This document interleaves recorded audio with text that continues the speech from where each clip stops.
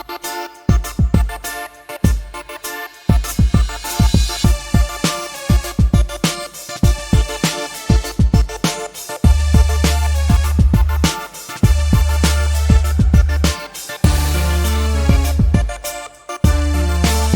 है आप सभी को रेस सीरीज की एक और नई वीडियो लेक्चर में।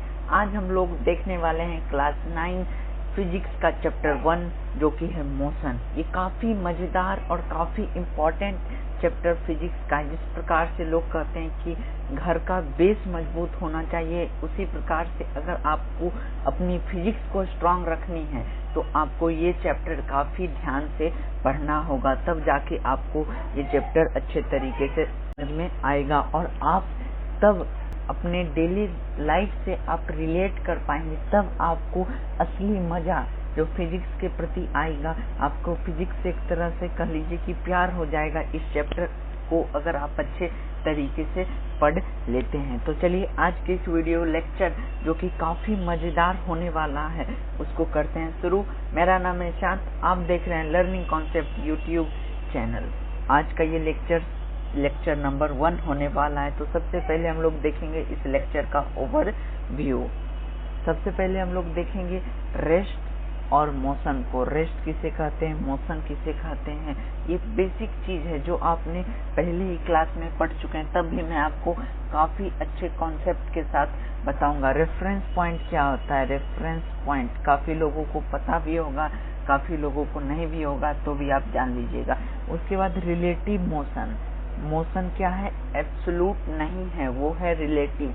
किस प्रकार से है उसे हम लोग इस वाले टॉपिक में समझेंगे। उसके बाद देखेंगे फिजिकल क्वांटिटी क्या होता है, कितने प्रकार के होते हैं, ये सारा सब कुछ। उसके बाद हम लोग देखेंगे डिस्टेंस एंड डिस्प्लेसमेंट को।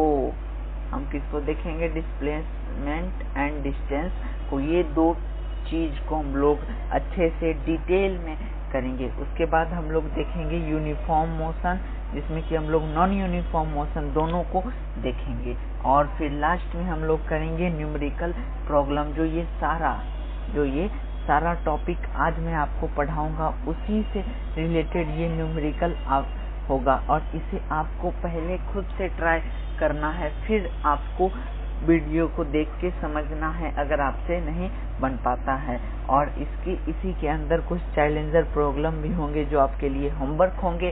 अगर आपसे नहीं बन पाता है तो आपको इसकी सॉल्यूशन अगली लेक्चर में मिल जाएगी। तो चलिए फटाफट हम लोग बढ़ते हैं हम अपने लेक्चर की ओर। तो सबसे पहले हम लोग देखेंगे कि रेस्ट क्या होता है, मोशन क्या होता है। आइए समझते हैं कि रेस्ट क्या होता है, मोशन क्या होता है। कब कोई ऑब्जेक्ट को हम लोग रेस्ट में कहेंगे और कब हम कोई ऑब्जेक्ट को कहेंगे कि ये ऑब्जेक्ट मोशन में है। इसका काफी इजी सा कॉन्सेप्ट है जो आपको आसानी से समझ में आ जाएगा। इसे मैं आपको सबसे पहले इसके डिफिनेशन से आपको मैं क्लियर कराता हूँ कि इसका डिफिनेशन क्या है। An object is said to be at rest. एक ऑब्जेक्ट को रेस्ट में कहा जाएगा। An object is said to be at rest if its position does not change with time. अगर एक ऑब्जेक्ट को रेस्ट में कब कहा जाएगा, जब उसका जो पोजीशन है समय के रिस्पेक्ट में अगर उसका जो पोजीशन है वो चेंज नहीं हो। मान लीजिए कि आप बैठ के ये वीडियो देख रहे हैं, ठीक है, आप समय 1 सेकेंड में आप ऑब्जर्व किया तो आप वहीं पे बैठे हैं, 2 सेकेंड बाद देखा वहीं पे, 3 सेकेंड बाद, 5 सेकेंड बाद, 10 मिनट बाद आप वहीं पे, तो आप क्या है, रेस्ट में है। समय के साथ साथ आपका जो है पोजीशन है वो चेंज नहीं हो रहा है, इसलिए आप रेस्ट में। ये बेसिक सा डिफिनेशन था जो कि आप पढ़ते आ रहे हैं। और मोशन का क्या है, an object is said to be at motion. एक ऑब्जेक्ट को मोशन कहा जाएगा, कब कहा जाएगा, जब उसका पोजीशन चेंजेस विथ टाइम। मान लीजिए कि आप दौड़ रहे हो, ठीक है, 1 सेकेंड के बाद आप जो है आप स्टार्टिंग पॉइंट पे है, 2 सेकेंड के बाद स्टार्टिंग पॉइंट से आप 10 मीटर दूर हैं, 10 सेकेंड के बाद आप 20 मीटर स्टार्टिंग पॉइंट से दूर है। यानी समय के साथ साथ आपका जो है पोजीशन भी बदलते जा रहा है, तो आप उस समय क्या होंगे, तो आप उस समय होंगे मोशन में। तो मैं यहाँ पे आपको इमेज से बताता हूँ कि जैसे कि यहाँ पे आप देखिए इस फर्स्ट वाले डायग्राम में यहाँ पे ये कार है, समय के साथ साथ ये स्टिल है।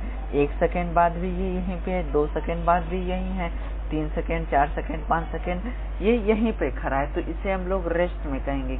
क्या कहेंगे? इसे हम रेस्ट में क्यों कहेंगे? क्योंकि इसका पोजीशन है समय के साथ साथ चेंज नहीं हो रहा है। और वहीं जो एक ये इमेज यहाँ पे मैंने लिया हूँ उसको देखिए, मैं प्ले करके यहाँ पे देखिए 1 सेकेंड के बाद ऑब्जेक्ट का पोजीशन चेंज हो रहा है, दूसरे सेकेंड, तीसरे सेकेंड, यानी हर सेकेंड के बाद इसका जो पोजीशन है वो बदल रहा है। इसलिए हम इस वाले ऑब्जेक्ट को क्या कहेंगे कि ये ऑब्जेक्ट, ये जो कार है वो मोशन में है। तो आई होप आपको ये रेस्ट और मोशन का कॉन्सेप्ट क्लियर हो गया होगा। काफी आसान सा कॉन्सेप्ट है। अब देखेंगे हम लोग कि रिफरेंस पॉइंट क्या होता है। रिफरेंस पॉइंट क्या होता है? मान लीजिए मैं आपको एक चीज बताता हूँ कि आप अपने पोजीशन को लोकेट करते हो। मान लीजिए कि आप रूम में बैठे हो, ठीक है। अगर आपको अपने भाई को बताना है, ठीक है, अगर भाई फोन से पूछे कि तुम कहाँ पे भाई बैठे हो, तो तुम आप बताइएगा कि गेट के राइट साइड, लेफ्ट साइड, या उस दीवार से या गेट से 10 मीटर की दूरी पे, 2 मीटर की दूरी पे, 10 मीटर की दूरी पे मैं बैठा हूँ। तो आप यहाँ पे एक चीज को ले रहे हो, या तो आप दीवार ले रहे हो, या तो आप अपने मान लीजिए पीसी को ले रहे हो कि मैं पीसी के सामने बैठा हूँ, पीसी के राइट में बैठा हूँ, या खिड़की आप विंडो ले रहे हो, या गेट ले रहे हो। तो आप कुछ ना कुछ पॉइंट ले रहे हो अपने पोजीशन को लोकेट करने के लिए।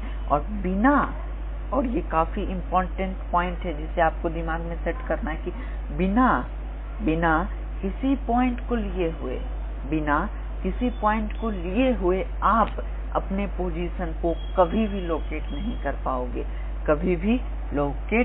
पाओगे। जैसे कि अगर आपसे कोई पूछे कि आप रूम में कहाँ बैठे हैं और आपको कोई भी अलग पॉइंट नहीं लेना है, तो आप क्या बोलिएगा कि मैं यहाँ पे बैठा हूँ। ये भी नहीं आप बोल सकते गेट की इधर बैठा हूँ, वहाँ पे आप गेट ले रहे हैं। ये भी नहीं बोल सकते मैं चेयर पे बैठा हूँ, आप यहाँ चेयर ले रहे हैं। विंडो भी नहीं ले सकते, कुछ भी नहीं ले सकते। तो आप अपना एग्जैक्ट पोजीशन लोकेट नहीं कर सकते हो। और एग्जैक्ट पोजीशन को लोकेट करने के लिए हम लोग क्या लेते हैं? रेफरेंस पॉइंट को लेते हैं। क्या लेते हैं हम लोग? रेफरेंस पॉइंट को लेते हैं। तो रेफरेंस पॉइंट का क्या डिफिनेशन होगा? A point considered so that motion can be described easily by locating the position of the object। एक फिक्स्ड पॉइंट हम लेते हैं, मानते हैं, कंसीडर करते हैं, ठीक है। एक फिक्स्ड पॉइंट कोई भी मोशन को डिस्क्राइब करने के लिए, कोई ऑब्जेक्ट अगर कहाँ पे खड़ा है, सपोज कीजिए कि आपका घर आपको बताना है, आपका फ्रेंड आपके पास आना चाहता है मिलने के लिए और आपका घर नहीं देखा है, बस फोन पे बात कर रहा है। तो वो पूछेगा ठीक है ये चौक पे है, ठीक है। मान लीजिए कोई चौक है, मेन रोड का कोई चौक है, वहाँ पे वो पहुँच गया। फिर भी उसको तो चौक पे तो एक घर तो रहेगा नहीं जो आपके पास चला आएगा। तो फिर वो पूछेगा कि किसके पास में, किसके आसपास है, वो आपको बताएं। तो आप बताइएगा कि मेरे हॉस्पिटल के राइट साइड में है, हॉस्पिटल से बिल्कुल सटा हुआ है, या स्कूल के राइट साइड है, लेफ्ट साइड है। ये सारा आप लोग तमाम पॉइंट को लेके आप बताइएगा। कोई बताएगा कि ये होटल के सामने है या रेस्टोरेंट के सामने है। कोई भी आप एक पॉइंट लेके, मस्जिद के सामने है, मंदिर के सामने है, तो वहाँ पे आप जो मस्जिद, मंदिर, होटल, रेस्टोरेंट, स्कूल, हॉस्पिटल जो लीजिएगा वो अपने घर को आप लोकेट करने के लिए लीजिएगा। तब उस समय वो जो मस्जिद, स्कूल, घर ये सब चीज होगा वो क्या होगा? रेफरेंस पॉइंट होगा। और ये हम लोग मानेंगे, इसको कंसीडर करेंगे। किस लिए कंसीडर करेंगे? अपने घर को लोकेट करने के लिए।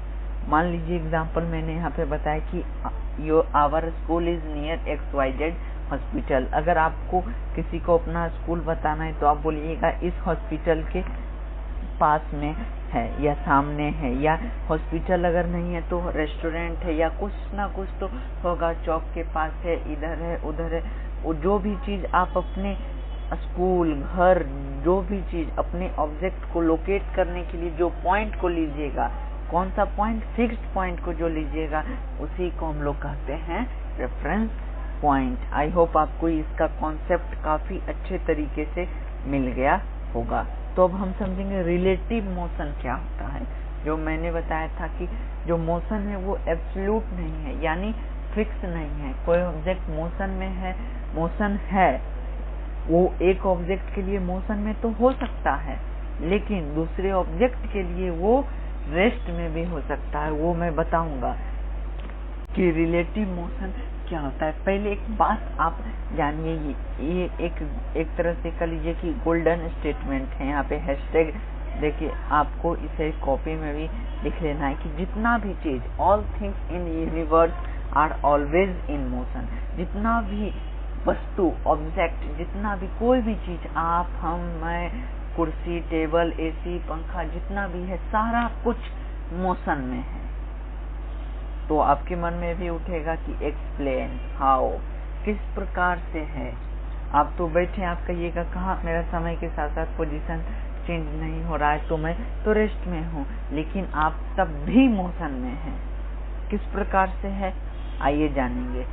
An object may appear to be moving for one person and stationary for some other। एक ऑब्जेक्ट जो है वो मूविंग भी हो सकता है एक पर्सन के लिए, और दूसरे पर्सन के लिए वो स्टेशनरी यानी स्टैटिक यानी रुका हुआ, रेस्ट में भी हो सकता है। तो किस प्रकार से, मैं यहाँ पे एक एग्जांपल से बताऊंगा ताकि आपको काफी अच्छे तरीके से इसका कॉन्सेप्ट जो है क्लियर हो जाए। मान लीजिए कि आपने ट्रेन में तो कभी सफर किया ही होगा। मान लीजिए कि जब आप ट्रेन में बैठे रहते हैं, जब आप ट्रेन में, मान लीजिए कि आप ये हैं, ठीक है, ट्रेन में विंडो वाली सीट पे बैठे हुए हैं, ठीक है। जब आप बाहर में देखते हैं कि आउटसाइड एक पर्सन स्टैंड कर रहा है, ठीक है, तो धीरे धीरे ये क्या हो जाता है, ये पीछे चला जाता है और आप आगे बढ़ने लगते हैं। तो आपको क्या लगता है, आपको लगता है कि इसका पोजीशन जो है, ये आपको, ये ऑब्जेक्ट जो है ये आपको मोशन में दिखाई देता है, ठीक है। ये एक केस हो गया, आपके नजर में ये मोशन में है, ठीक है।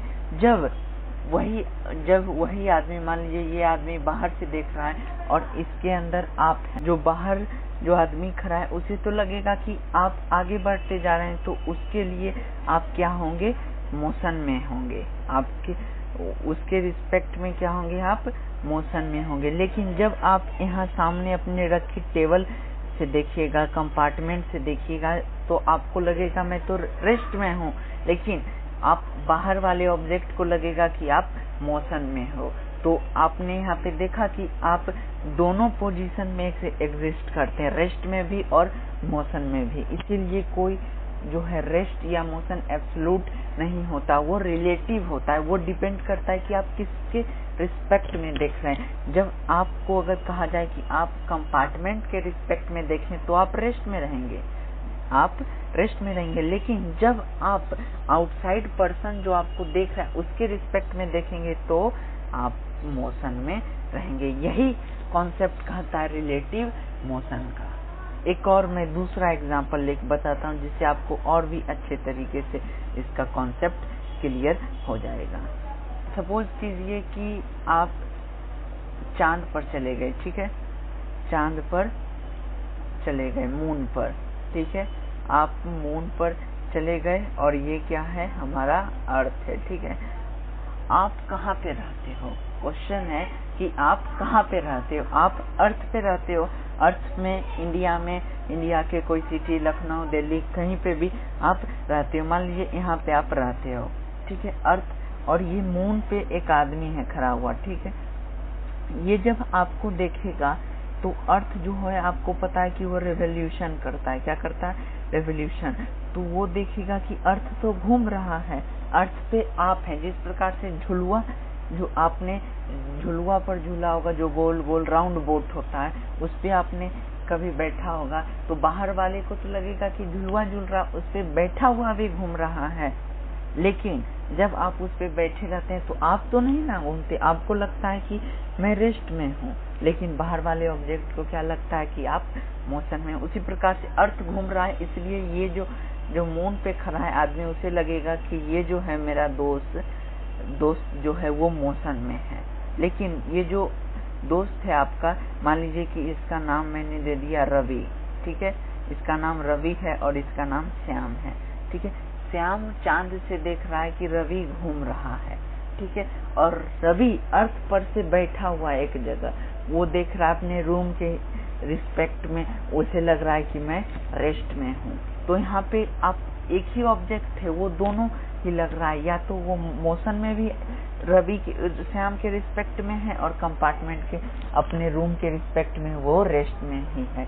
यानी कोई भी मोशन जो है, कोई भी मोशन किसी ऑब्जेक्ट का वो एब्सोल्यूट नहीं होता, वो एब्सोल्यूट नहीं होता, वो हमेशा क्या होता है, वो हमेशा क्या होता है, वो रिलेटिव होता है। मैं यहाँ पे एक एग्जाम्पल जो लिखा हूँ उसे मैं भी एक बार और एक्सप्लेन कर देता हूँ। जो यहाँ पे एग्जाम्पल है जो मैंने ट्रेन वाला बताया वही है, जैसे कि while sitting in a moving train your position does not change with respect to compartment, so you are at rest with respect to compartment। यहाँ पे कहा जा रहा है कि जब आप यहाँ पे बैठे रहते हो अपने ट्रेन में और कंपार्टमेंट जो आपका बोगी रहता है, यहाँ टेबल जो वॉल रहता है उसके रिस्पेक्ट में आप मूव नहीं करते हो, अपना पोजीशन चेंज नहीं करते हो, इसलिए आप उस समय क्या है, रेस्ट में हो। लेकिन बट आपका जो डिस्टेंस है जहाँ से आप प्लेटफॉर्म पर बोर्डेड द ट्रेन, जहाँ पे आप ट्रेन को चढ़ रहे थे, जिस प्लेटफॉर्म से, वहाँ से तो आपका डिस्टेंस बदलते जा रहा है समय के साथ साथ, इसलिए उसके रिस्पेक्ट में आप क्या है, मोशन में है।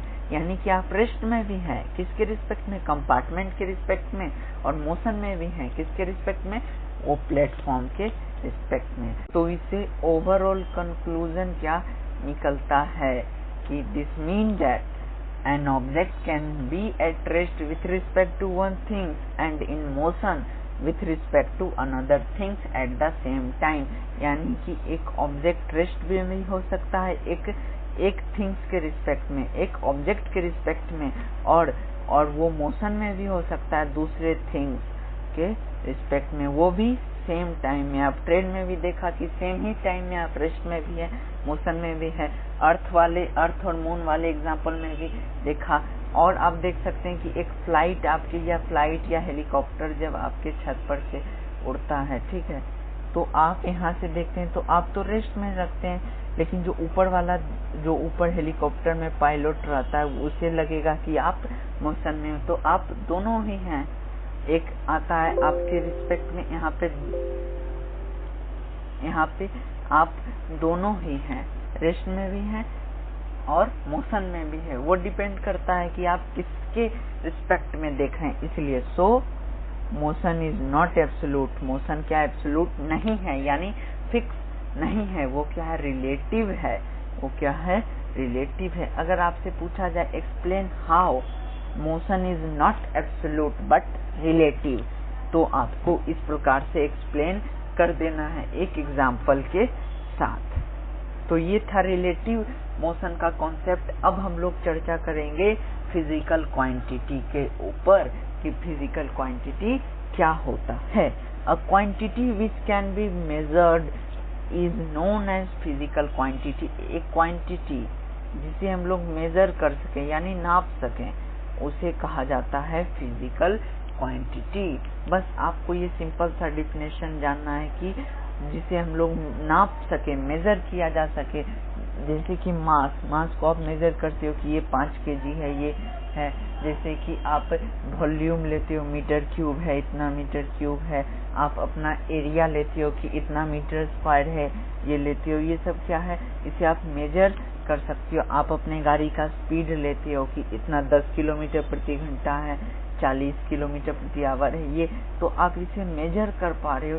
इसी को कहा जाता है फिजिकल क्वांटिटी। फिजिकल क्वांटिटी 2 प्रकार के होते हैं, स्केलर क्वांटिटी, वेक्टर क्वांटिटी। और दोनों को मैं डिटेल में बताऊंगा कि स्केलर क्वांटिटी क्या होता है और वेक्टर क्वांटिटी क्या होता है। उसकी चलिए सबसे पहले हम लोग डिफिनेशन से स्टार्ट करते हैं कि स्केलर क्या होता है? A quantity that has only magnitude is called a scalar quantity. ऐसा क्वांटिटी जिसमें सिर्फ मैग्नीट्यूड हो, इसमें सिर्फ मैग्नीट्यूड है। अब आपके मन में उठेगा ये मैग्नीट्यूड क्या है? मैग्नीट्यूड का बस सीधा सा मतलब है कि न्यूमेरिकल, या जिसका न्यूमेरिकल वैल्यू हो, न्यूमेरिकल वैल्यू हो, यानी कि उसका नंबर हो। ठीक है, जैसे कि मैं यहाँ पे आपको एक एग्जांपल से स्पष्ट करूँगा कि मास आप कोई ऑब्जेक्ट का लेते हो, वो क्या है? 5 kg है। ठीक है, वो क्या है? 5 kg है। एक ऑब्जेक्ट का मास क्या है? वो है 5 kg का है। तो आप यहाँ पे न्यूमेरिकल वैल्यू ही सिर्फ लेते हो। 5 kg का है, 5 kg का है। लेंथ 10 मीटर है, 20 मीटर है, ये लेते हो। Time 10 second, 20 second. तो इसमें आपको बस मैग्नीट्यूड की जरूरत पड़ती है, न्यूमेरिकल वैल्यू की जरूरत पड़ती है। स्पीड में क्या है? स्पीड आपसे पूछा जाएगा तो आप बोलिएगा 20 किलोमीटर प्रति आवर, 30 किलोमीटर प्रति आवर। तो ये क्या है? आप सिर्फ मैग्नीट्यूड बता रहे हो। तो वैसी क्वांटिटी जिसमें सिर्फ मैग्नीट्यूड की जरूरत होती है उसे हम लोग स्केलर क्वांटिटी कहेंगे। वहीं वेक्टर क्वांटिटी क्या होगा? A quantity that has magnitude as well as direction is called vector quantity. ऐसा क्वांटिटी जिसमें मैग्नीट्यूड तो हो ही, इसमें न्यूमेरिकल वैल्यू हो ही, उसी के साथ साथ डायरेक्शन भी हो, उसी के साथ साथ डायरेक्शन भी हो, तब हम उस क्वांटिटी को कहेंगे वेक्टर क्वांटिटी। जैसे कि डिस्प्लेसमेंट। डिस्प्लेसमेंट का नाम या तो आप पहली बार सुन रहे होंगे अगर आपने एनसीईआरटी या कोई भी एक्सरसाइज बुक को पढ़ा होगा तो आप जानते होंगे। अगर नहीं भी जानते हैं तो मैं आगे बताऊंगा। ये एक तरह से डिस्टेंस ही होता है, ये एक तरह से डिस्टेंस ही होता है, लेकिन इसमें क्या होता है? डायरेक्शन भी होता है। इसमें क्या होता है? डायरेक्शन भी होता है। और जब हम 2 डायमेंशन में, जब हम इसे 1D या 2D में लोकेट करते हैं तो हम लोग इसे पॉजिटिव निगेटिव मान लेते हैं। इसे पॉजिटिव निगेटिव मान लेते हैं कि पॉजिटिव, एक डायरेक्शन को पॉजिटिव मान लिया, दूसरे डायरेक्शन को निगेटिव मान लिया। तो यहाँ पॉजिटिव निगेटिव इसका वैल्यू के साथ नहीं रहता, ये इसका जो रहेगा ये डायरेक्शन को शो करेगा। आगे न्यूमेरिकल में भी मैं इस पे और भी चर्चा करूंगा। डिस्प्लेसमेंट क्या? डिस्टेंस ही है, लेकिन ये क्या है? शॉर्टेस्ट डिस्टेंस है। और मैं बताता हूँ इसके बारे में। ये क्या है? वेक्टर क्वांटिटी है। जब भी आप इसे लिखिएगा, इसका 20 मीटर लिखिएगा तो आपको स्पेसिफाइड डायरेक्शन भी करना होगा कि 20 मीटर नॉर्थ, 20 मीटर ईस्ट या 100 मीटर वेस्ट। और वेलोसिटी भी एक प्रकार का स्पीड ही है, लेकिन वो एक फिक्स डायरेक्शन में है। जैसे कि आप 30 मीटर प्रति घंटा से आप ईस्ट की ओर जा रहे हैं तो ये वेलोसिटी कहलाएगा। एक्सेलरेशन, आगे मैं बताता हूँ। Rate of change in velocity is known as acceleration. क्या होता है? अभी आप नहीं भी जानते हैं तो कोई बात नहीं, आने वाले लेक्चर में आप समझ जाएंगे। बस इसका नाम आपको बस याद रखना है। जब आप इसे समझेंगे तो खुद ब खुद आपको याद हो जाएगा कि कैसे ये वेक्टर है, कैसे ये एक स्केलर है और एक फोर्स।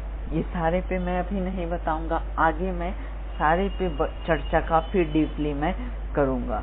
तो ये था हमारा फिजिकल क्वांटिटी के 2 पार्ट, स्केलर और वेक्टर को हमने समझ लिया। और इस वेक्टर क्वांटिटी में एक और होता है वेक्टर लॉ ऑफ अलजेब्रा, जो आपको क्लास 11 में पढ़ना है, इसलिए मैं आपको भी नहीं बताता हूँ क्योंकि आपके सीबीएसई के सिलेबस में वो नहीं है। अगर आप रिक्वेस्ट कीजिएगा तो मैं उस पर एक अलग सा वीडियो बना दूंगा।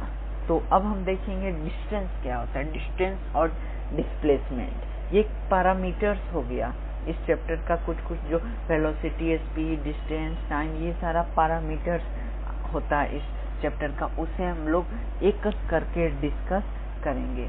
सबसे पहले हम लोग देखेंगे कि डिस्टेंस क्या होता है। What is distance? Actual length covered by an object is known as distance. Actual length, जो एक्चुअल लेंथ कवर किया जाता है एक ऑब्जेक्ट के द्वारा, उसी को हम लोग कहते हैं डिस्टेंस। उसी को हम लोग कहते हैं डिस्टेंस। एक फिगर से मैं आपको समझाता हूँ। यहाँ पे आप देखिएगा कि इसका जो डिस्टेंस एक ऑब्जेक्ट है इधर से A to B आने में, देखिए इधर गया, इधर गया, इधर गया, ये जो टोटल डिस्टेंस उसने कवर किया उसी को हम लोग डिस्टेंस कहेंगे। जो टोटल लेंथ वो पूरा घूम के ऐसे वैसे करके जो यहाँ पे बी पॉइंट पे आया उसे हम लोग कहेंगे डिस्टेंस। वहीं अगर डिस्प्लेसमेंट का बात करें तो उसे सीधा आप स्ट्रेट लाइन अपने फाइनल पोजीशन, इनिशियल पोजीशन और ये क्या होता है फाइनल पोजीशन, जहाँ पे आप रुके और जहाँ से आपने स्टार्ट किया वो इनिशियल पोजीशन, दोनों के बीच में एक स्ट्रेट लाइन ड्रॉ कर दीजिएगा। वही जो होगा वो सबसे शॉर्टेस्ट डिस्टेंस होगा इन दोनों के बीच में। उसके अलावा कोई भी शॉर्टेस्ट डिस्टेंस इसका नहीं होगा, और जो शॉर्टेस्ट डिस्टेंस होगा वही डिस्प्लेसमेंट कहलाएगा। और ये हमेशा क्या होगा स्ट्रेट लाइन होगा डिस्प्लेसमेंट, लेकिन डिस्टेंस जो है वो स्ट्रेट लाइन जरूरी नहीं है। एक ऐसा क्वांटिटी है डिस्टेंस, स्केलर क्वांटिटी है, बस इसमें आपको मैग्नीट्यूड की जरूरत पड़ेगी कि ये 20 मीटर ये चला, 30 मीटर चला। इसका ऐसा यूनिट क्या होता है मीटर, जिसे स्मॉल m से डिनोट करते हैं। और इसका डिस्टेंस का फॉर्मूला क्या होता है speed into time, speed into time होता है। और ये स्ट्रेट लाइन में भी हो सकता है, सर्कुलर पाथ में भी हो सकता है, ओवल भी, पॉलीगोनल भी, कोई भी पार्ट हो सकता है। अगर आपके मन में ये डाउट आ रहा है कि ये जो डिस्टेंस है वो स्ट्रेट लाइन नहीं होगा, तो ये डाउट आपको क्लियर कर लेना है कि ये डिस्टेंस जो है वो स्ट्रेट लाइन भी हो सकता है। मैंने बताया था कि ये स्ट्रेट लाइन भी हो सकता है, ये ऐसे ऐसे ऐसे करके कर भी हो सकता है, लेकिन डिस्प्लेसमेंट जो है वो हमेशा क्या होगा स्ट्रेट लाइन ही होगा। तो आइए देख लेते हैं displacement. Shortest length cover by an object is known as displacement. यहाँ पे आपको डिस्प्लेसमेंट कर लेना है, डिस्प्लेसमेंट कर लेना है। शॉर्टेस्ट डिस्टेंस, शॉर्टेस्ट लेंथ जो कवर किया जाएगा ऑब्जेक्ट के द्वारा, पार्टिकल के द्वारा, उसी को कहा जाएगा डिस्प्लेसमेंट। और ये हमेशा क्या होगा स्ट्रेट लाइन होगा। ये कैसा क्वांटिटी, वेक्टर क्वांटिटी। मैंने बताया था कि डिस्प्लेसमेंट जब भी आपसे पूछे तो आपको डायरेक्शन भी बताना है कि ये 30 मीटर ईस्ट में गया, वेस्ट में गया, वरना आप गलत कर दीजिएगा। इसका ऐसा यूनिट भी स्मॉल मीटर ही होता है, जिसे हम लोग स्मॉल m से भी डिनोट करते हैं। और इसका सिंबल जो होता है वो स्मॉल s से होता है, स्मॉल s से, आपको बिग S नहीं देना है। और डिस्प्लेसमेंट का क्या फॉर्मूला होता है वेलोसिटी इनटू टाइम। अब आपके मन में आएगा कि वेलोसिटी क्या होता है, वेलोसिटी क्या होता है। वेलोसिटी भी स्पीड ही है, लेकिन एक फिक्स डायरेक्शन में जब स्पीड कोई ऑब्जेक्ट, कोई गाड़ी चल रहा है, तब हम उससे वेलोसिटी निकालेंगे, जिसे आगे मैं बताऊंगा कि किसे वेलोसिटी कहेंगे, किसे स्पीड कहेंगे। और इसका एक और फॉर्मूला होता है कि final position minus initial position को ही डिस्प्लेसमेंट कहते हैं। और ये हमेशा क्या होगा स्ट्रेट लाइन होगा, जैसा कि आपने फिगर में भी देखा। मान लीजिए कि ये यहाँ पे 0 मीटर था, ठीक है, और ये डिस्टेंस b पे आ गया 40 मीटर डिस्टेंस, तो इसका डिस्प्लेसमेंट क्या होगा। तो फाइनल पोजीशन इसका b है, इनिशियल a है, ठीक है। तो फाइनल माइनस इनिशियल, तो क्या हो जाएगा 40, क्या हो जाएगा 40 माइनस 0, 40 माइनस 0, यानी final minus initial is equal to क्या आ जाएगा डिस्प्लेसमेंट, जो कि कितना है 40 आ जाएगा। इस प्रकार से आपको बनाने, ये हमेशा आपको याद रखना है कि ये स्ट्रेट लाइन होगा। जब कोई ऑब्जेक्ट मान लीजिए कि इस पॉइंट से ईस्ट की ओर जाता है, ठीक है, ईस्ट फिर साउथ की ओर जाता है, फिर यहाँ पे आके स्टॉप हो जाता है, तब आपसे अगर डिस्टेंस पूछेगा तो आपका इसका लेंथ और इसका लेंथ, इन दोनों को ऐड कर दीजिएगा। लेकिन जब आपसे डिस्प्लेसमेंट पूछा जाएगा तो आपको इसके ऊपर, तो आपको यहाँ पे एक हाइपोटेनस ड्रॉ कर देना है, हाइपोटेनस ड्रॉ कर देना, और फॉर्मूला से इस पार्ट को आपको निकाल लेना है, जो पाइथागोरस थ्योरम में आपने पढ़ा है। और ऐसे ही न्यूमेरिकल भी आएंगे आगे, मैं आपको बताऊंगा कि किस प्रकार से सॉल्व किए जाएंगे। ये था डिस्टेंस और डिस्प्लेसमेंट का कॉन्सेप्ट। अब हम देखेंगे कि यूनिफॉर्म मोशन और नॉन यूनिफॉर्म मोशन क्या होता है, कब कोई ऑब्जेक्ट को हम लोग यूनिफॉर्म मोशन कहेंगे और कब कोई ऑब्जेक्ट को नॉन यूनिफॉर्म मोशन कहेंगे। An object said to be in uniform motion if it cover equal distance in equal interval of time. एक ऑब्जेक्ट को हम लोग यूनिफॉर्म मोशन में तब कहेंगे जब वो इक्वल डिस्टेंस कवर करे इक्वल इंटरवल ऑफ टाइम में। मान लीजिए कि मैं यहाँ पे बताता हूँ, जिससे आपको ग्राफ टाइप में मैं आपको बताता हूँ, एक रफ ग्राफ में, जिससे आपको समझ में आए। ठीक है, यहाँ पे 0 सेकेंड है और यहाँ पे 5 सेकेंड और यहाँ पे 10 सेकेंड और यहाँ पे 15 सेकेंड। ठीक है, यहाँ सब में 0 to 5 सेकेंड में भी 20 मीटर कवर करे, 5 to 10 सेकेंड में भी 20 मीटर कवर करे और 10 to 15 सेकेंड में भी 20 मीटर कवर करे। यहाँ पे आप देखिएगा कि इक्वल टाइम इंटरवल है, 5 का यहाँ भी, 5 का यहाँ भी, 5 का यहाँ भी, और इक्वल डिस्टेंस कवर कर रहा है, तो इसलिए हम लोग इसे यूनिफॉर्म मोशन कहेंगे। और यूनिफॉर्म मोशन हमेशा किस पाथ पर होगा? स्ट्रेट पाथ पर ही होगा। यूनिफॉर्म मोशन हमेशा स्ट्रेट पाथ पर ही होगा। एग्जाम्पल में मैंने यहाँ पे लिया है कि एक गाड़ी है जो कि हाईवे पर चल रहा है, जो कि कवर कर रहा है equal distance in equal interval of time में, जैसा कि मैंने यहाँ पे एक ग्राफ की मदद से बताया है। ये यूनिफॉर्म मोशन है। और इसका अगर आप ग्राफ देखिएगा, अगर आप इसका ग्राफ देखिएगा, जो ग्राफ के ऊपर में अलग से, ग्राफ के ऊपर में अलग नॉन यूनिफॉर्म, यूनिफॉर्म वेलोसिटी, ये सारा सब कुछ का मैं अलग से ग्राफ बता दूंगा, उसके लिए अलग से वीडियो आएगी। ठीक है, यहाँ पे ग्राफ एक रफ आइडिया मैं आपको बता दूं, इसका ग्राफ जो क्या होता है वो स्ट्रेट लाइन होता है, और वही नॉन यूनिफॉर्म का क्या होता है? कर्व होता है। मैं बताऊंगा। An object said to be non uniform motion if it cover unequal distance in equal interval of time में।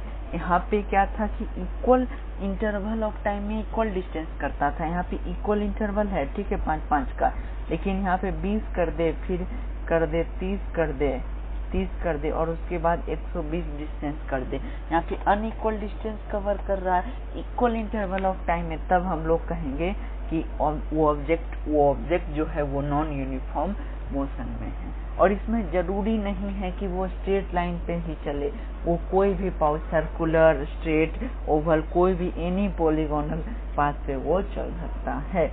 एग्जाम्पल में मैंने यहाँ पे बताया कि क्राउडेड रोड पे एक गाड़ी मूव कर रही है। जाम में आप देखते होंगे भीड़ भाड़े रोड पर कि कभी स्पीड बढ़ता है, कभी घटता है, कभी इतना डिस्टेंस होता है, कभी कम डिस्टेंस कवर करते हैं, कभी ज्यादा कर लेते हैं। इसलिए ये नॉन यूनिफॉर्म मोशन का एग्जाम्पल है। तो ये था यूनिफॉर्म और नॉन यूनिफॉर्म मोशन के बारे में। इसका ग्राफ जो है, वो कर्व होता है। इसका ग्राफ इस प्रकार से कर्व होता है, और कर्व में भी एक ही प्रकार से नहीं होता है, वो अलग अलग तरीके के होते हैं, जिसमें इंक्रीजिंग स्पीड होता है, डिक्रीजिंग स्पीड, वो मैं आगे चर्चा करूंगा। इस प्रकार से इसका नॉन यूनिफॉर्म मोशन का ग्राफ होता है। तो इसी के साथ साथ हम लोगों ने जितना थ्योरी पार्ट था इस चैप्टर का हम लोगों ने क्लियर कर लिया। सबसे पहले हम लोगों ने देखा कि रेस्ट और मोशन क्या होता है, कब हम कोई ऑब्जेक्ट को रेस्ट में है कहेंगे, कब मोशन में है कहेंगे, और हमने समझा कि किसके रिस्पेक्ट में हम लोग कोई ऑब्जेक्ट को एक रेफरेंस पॉइंट लेते हैं, तब जाके हम अपने पोजीशन को, हम अपने घर को, हम कोई ऑब्जेक्ट को लोकेट कर पाते हैं, उसी को रेफरेंस पॉइंट कहते हैं। उसके बाद हम लोगों ने देखा कि रिलेटिव मोशन क्या होता है, कि मोशन एब्सोल्यूट नहीं है, वो डिपेंड करता है कि आप किसके रिस्पेक्ट में देख रहे हैं।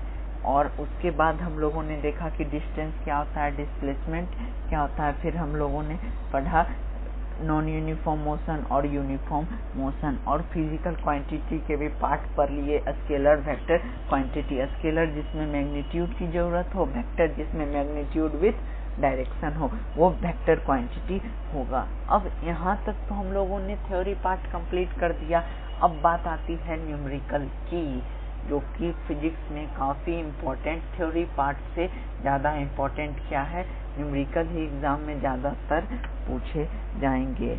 और आपको सबसे पहले वीडियो को पॉज करके आपको खुद से ट्राई करना है। अगर आपने इसके नोट्स इस वीडियो लेक्चर को देख के बना लिए हैं, रिवाइज कर लिए हैं, तब जाके आपको एक बार फिर खुद से अटेम्प्ट करना है। अगर नहीं बने तो आपको ये वीडियो को देखना है और आंसर मैच करने के लिए भी आप ये वीडियो देख सकते हैं। तो सबसे पहले क्वेश्चन की ओर चलते हैं। ये न्यूमेरिकल क्वेश्चन नहीं है, ये एक कॉन्सेप्ट बेस्ड क्वेश्चन है जिसे आपको लाइन में लिख के बताना है। इसे न्यूमेरिकली नहीं बताना है कि explain how is all object in motion. वही जितना चर्चा, जितनी बातें मैंने आपको रिलेटिव मोशन के बारे में बताया है, उसी को यहाँ पे आपको लिखना है कि किस प्रकार से सभी ऑब्जेक्ट जो है वो मोशन में है। आप बताइएगा कि सभी ऑब्जेक्ट किस प्रकार से मोशन है। वो क्या है, एब्सोल्यूट मोशन नहीं है, वो रिलेटिव है। वो डिपेंड करता है कि हम किसके रिस्पेक्ट में देख रहे हैं। कोई ऑब्जेक्ट के रिस्पेक्ट में ये ऑब्जेक्ट मोशन में भी हो सकता है और किसी दूसरे थिंग्स के रिस्पेक्ट में ये रेस्ट में भी हो सकता है। और आपको एक एग्जाम्पल भी बता देना है।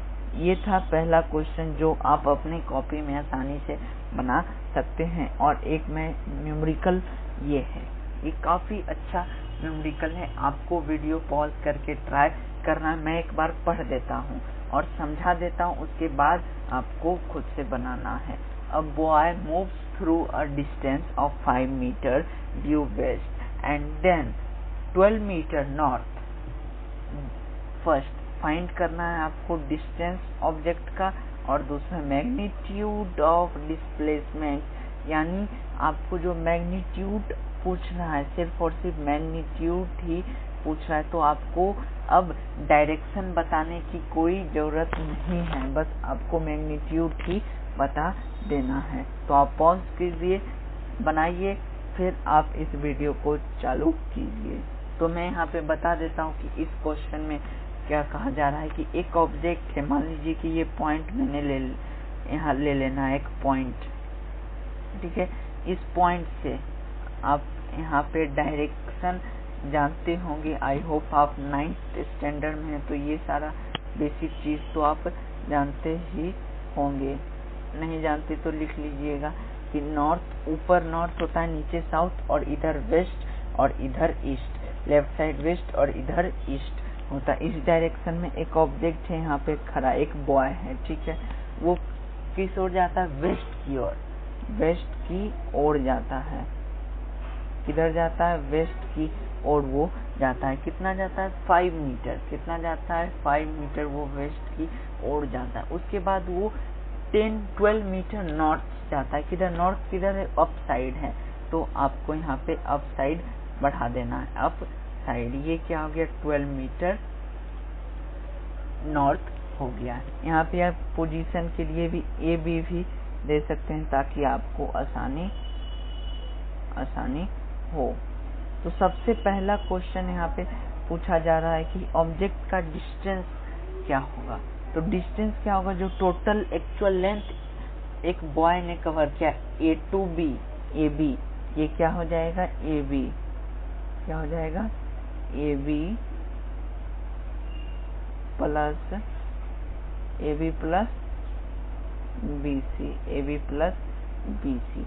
जब भी आप न्यूमेरिकल को बनाएं तो सबसे पहले ये देखिए गिवन क्या है, उसके बाद आपको कौन सा फॉर्मूला आप लगा रहे हैं, फिर आपको सॉल्यूशन में आना है। डायरेक्ट आपको सॉल्यूशन नहीं बनाना है। A B plus B C, यहाँ पे मैं डायरेक्ट स्टार्ट कर रहा हूँ, आपको गिवन ये सारा सब कुछ लिख देना है। तो क्या कितना आ जाएगा, 12 प्लस 5 कितना आ जाएगा, 17 मीटर। कितना, 17 मीटर। ये ऑब्जेक्ट का डिस्प्लेसमेंट डिस्टेंस होगा। अब डिस्प्लेसमेंट की बात आती है। मैंने बताया था कि जब भी आपसे डिस्प्लेसमेंट पूछे तो आप इनिशियल पोजीशन क्या ए है और फाइनल पोजीशन सी है, दोनों को स्ट्रेट लाइन से ज्वाइन कर दीजिए, दोनों को स्ट्रेट लाइन से ज्वाइन कर दीजिए, वही आपका डिस्प्लेसमेंट होगा। यहाँ पे ये 90 डिग्री है, तो यहाँ पे पाइथागोरस थ्योरम लग जाएगा। तो AC इज इक्वल टू क्या हो जाएगा, AC आपका क्या है, डिस्प्लेसमेंट के बराबर है। AC क्या है आपका, डिस्प्लेसमेंट के बराबर है। तो AC square is equal to क्या आ जाएगा 12 स्क्वायर प्लस 5 स्क्वायर, तो कितना आ जाएगा 12 का स्क्वायर 144 प्लस 25 तब AC इज इक्वल टू, यहाँ से रूट इधर स्क्वायर जाएगा, इधर से स्क्वायर हटेगा तो उधर चल जाएगा रूट में, तो कितना आ जाएगा रूट 169, तो इसका आंसर हो जाएगा 13 metre.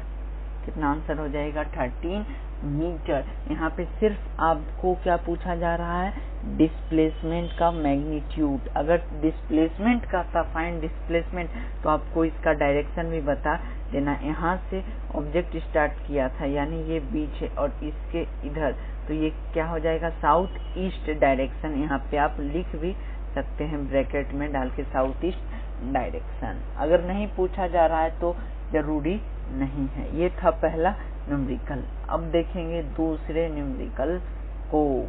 A car travel in circular path of radius 49 metre, find its magnitude displacement if it cover half revolution.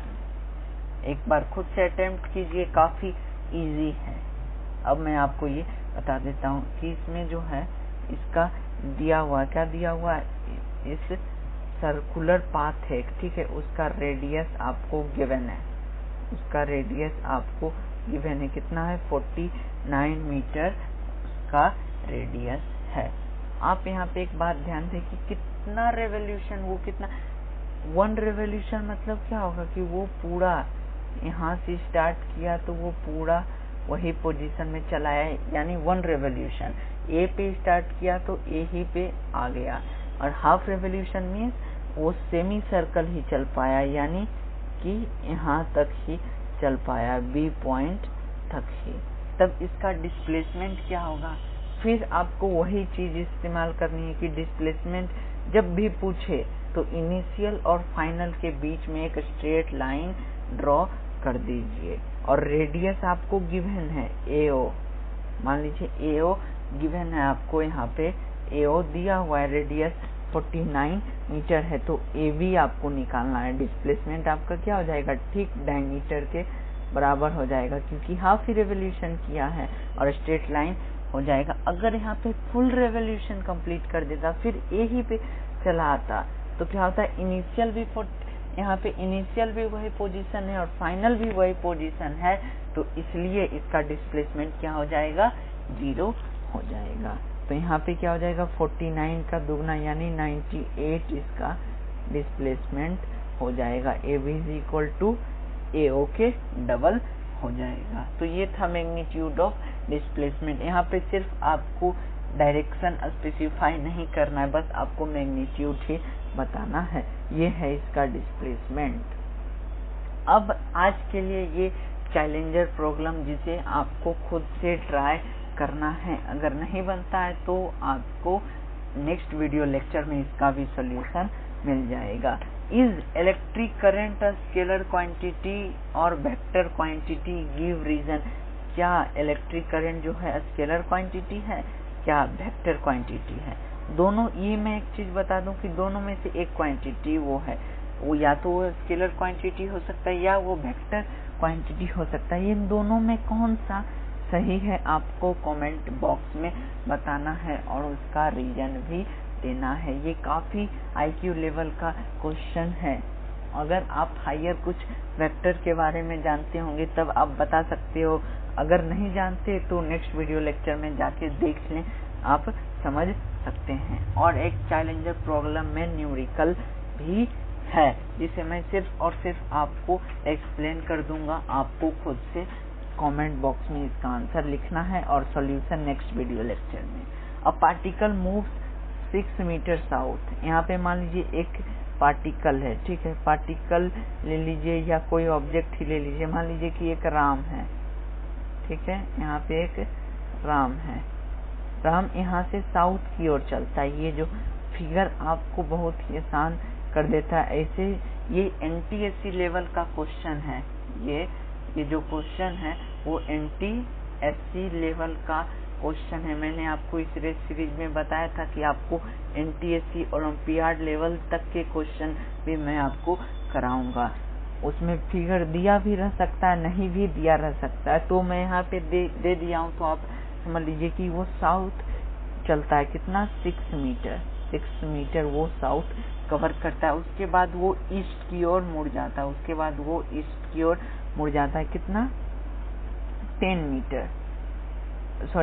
Metre वो साउथ की ओर चलता है। 8 मीटर वो कितना चलता है, साउथ ईस्ट की ओर, ईस्ट की ओर इधर ये चला, और 6 मीटर साउथ की और 6 मीटर साउथ। उसके बाद इस पॉइंट U पॉइंट से वो ईस्ट की ओर मुड़ जाता है, ईस्ट की ओर मुड़ जाता है। कितना मीटर, 8 मीटर चलता है। और 8 मीटर चलने के बाद, 8 मीटर चलने के बाद वो ठीक इसके ऊपर, मान लीजिए यहाँ पे एक पोल है तो उसके ऊपर चढ़ जाता है, और जो कि 10 मीटर लंबा है। तब आपको इसका डिस्टेंस फाइंड करना है और डिस्प्लेसमेंट फाइंड करना है। डिस्प्लेसमेंट तो काफी आसान होगा, आप टोटल का सम कर लीजिएगा जितना लेंथ उसने कवर किया। लेकिन डिस्प्लेसमेंट में थोड़ी बहुत दिक्कत आ सकती है।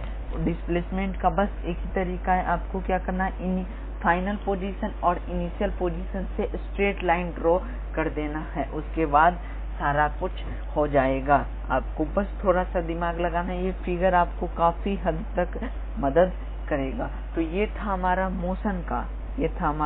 मोशन का फर्स्ट लेक्चर, जिसमें कि आपको इंट्रोडक्शन, बेसिक सारा सब कुछ फिजिक्स के बारे में आप लोग, अब धीरे धीरे आपका इंटरेस्ट और बढ़ेगा फिजिक्स के प्रति। जैसे जैसे हम लोग और सारे फिजिक्स के लेक्चर पढ़ेंगे, चैप्टर पढ़ेंगे, और भी आपको काफी मजेदार सा लगेगा। अब तक आपने क्लास 8 में सारा कुछ बच्चे वाले चीज आपने पढ़ा, लेकिन क्लास 9 से आप स्टैंडर्ड वाली चीज पढ़ेंगे। तो ये था हमारा फर्स्ट लेक्चर में। अगर यहाँ तक आपको कोई दिक्कत है तो आप कमेंट बॉक्स में जाके पूछ सकते हैं। Till then stay connected. मिलते हैं हम अपनी मोशन की सेकेंड लेक्चर में, जिसमें हम लोग देखेंगे स्पीड के बारे में, यूनिफॉर्म स्पीड, वेलोसिटी, फिर न्यूमेरिकल करेंगे, फिर चैलेंजर प्रॉब्लम करेंगे। बहुत सारा सब कुछ, बहुत सारा धमाल मस्ती से इस चैप्टर को हंसते खेलते हुए कंप्लीट कर देंगे। अगर कोई डाउट तो फटाफट आप कमेंट में जाके आस्क करें। तो मिलते हैं हम अपनी नेक्स्ट वीडियो लेक्चर में। Till then stay connected, keep learning. Thank you for watching the video and always